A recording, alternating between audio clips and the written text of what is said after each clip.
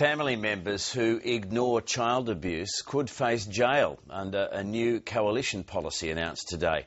It's proposing two new offences: failing to report child abuse and failing to prevent a child's death. But as the coalition focused on law and order issues, Labor was attempting to put the spotlight on Ted Baillieu's past. Josie Taylor reports. That's how we want it. The election campaign could be firing up. But with Labor's big announcements mostly made, 2,000 additional apprentices on government works. Its focus has turned to hacking into the opposition leader. Whenever he's scrutinised, you can almost see him pull out the hanky and almost start crying. Labor's released another advertisement attacking Ted Baillieu over the past sale of public assets, one day after Mr Baillieu sued the ALP over a very similar ad.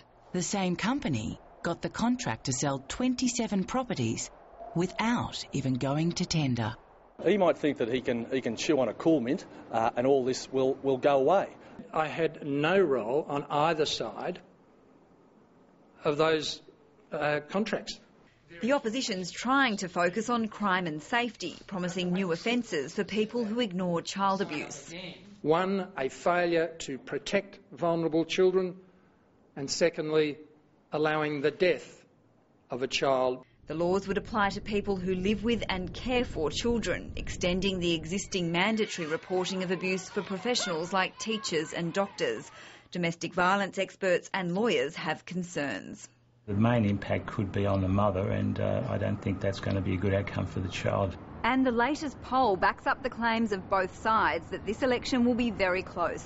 A JWS research poll shows Labor losing 6 of its most marginal seats to the Liberals, with the Nationals winning East Gippsland and the Greens potentially winning Brunswick. With that result, Labor would still hold power.